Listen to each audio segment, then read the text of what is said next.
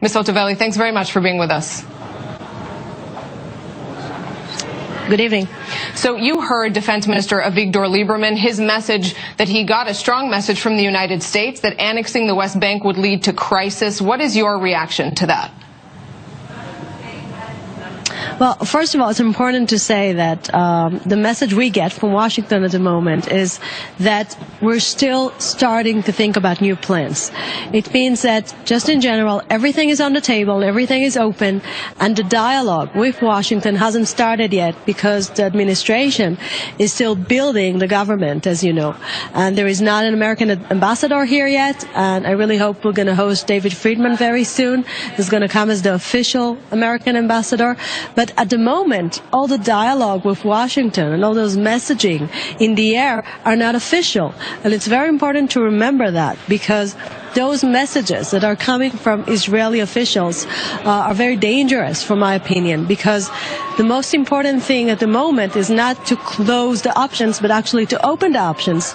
I think for the last 25 years, what we had ended up in a deadlock, and we need to go out of this deadlock by putting as many options as can be and as much creativity that can be on this very important issue.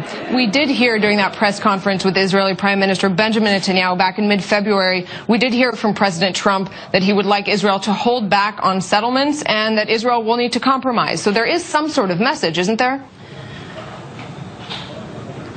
Well, first of all, one of the things that came out from the meeting in Washington was the fact that we're going to have a team that's going to work on the issue of settlement building, and it's going to include, of course, our ambassador, Ron Dermer, together with Jason Greenblatt. So I'm sure that once this team will start working, and we're going to host Mr. Greenblatt here in Israel, everything will be much clearer about what are the needs of Israel in terms of building, and of course in terms of the big picture of the regional process and a regional plan.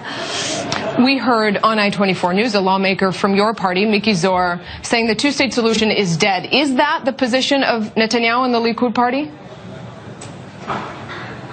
Well, I think it's a practical, description of reality. After 25 years, different leaders in Israel tried to reach a peace agreement according to this formula. It's about time to say it didn't work in reality.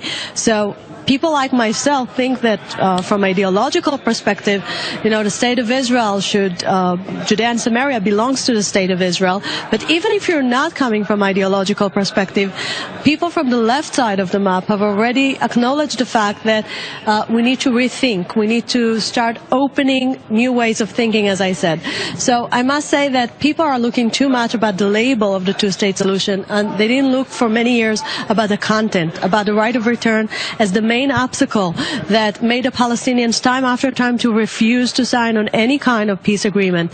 So I think that if you put the emphasis on this important issue, on starting to understand and realizing that right of return is going to be removed from the international table, the refugee issues is going to be removed from the international table because 5 generations is not refugees anymore, I think that we're going to definitely promote the thinking about the Palestinian issue. You're saying that the two-state solution never worked in the past and that you're looking at new options. So what are those new options? Is the Likud party, is the governing coalition in Israel talking about now a one-state solution? Are they thinking about an annexation of the West Bank? First of all, I think that one of the mistakes of Secretary Kerry was the fact that he put only 2 options on the table, either 2 states or 1 state. And I think for many years we were speaking about confederations with Jordan as one option. We were speaking about broader regional ideas like concluding Egypt in the issue of Gaza Strip. We must remember that for many years, most of the people, both in the left side and the right side of the map, thought that a Palestinian state is an impossible and a bad idea. So now today I think that this is the time to, open the map of the Middle East, to speak about the needs, to speak about mutual challenges. We're also speaking about the fact that Iran is still the main issue, the main big thing that is actually terrifying all the Arab world, and we need to discuss that as part of the bigger program that is going to solve also the Palestinian issue. Let's move to another issue that, if it happens, could really derail any sort of peace process. Listening to what has been said, the embassy, Trump's promise to move the embassy to Jerusalem. We saw a congressional delegation spending 24 hours here in Israel to look at Trump's plan. You spent some time with them. What did they tell you? They said that they're looking forward to see an American embassy in Jerusalem.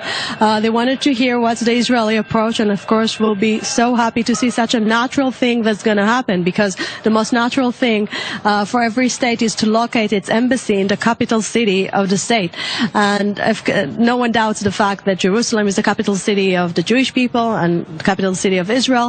I think political issues are making this a matter in a conflict, but in Israel it's definitely a consensus that all embassies should be in Jerusalem, our capital city.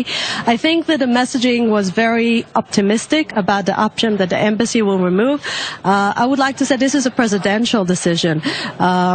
We think that if America will start and going to lead this very important move of putting the embassy here in our capital city, we think that many other countries will follow. Well, the two-state and one-state solution, questions in the air from Jerusalem to Washington. Deputy Foreign Minister Tzipi Hotovely, thanks very much for being with us. Thank you.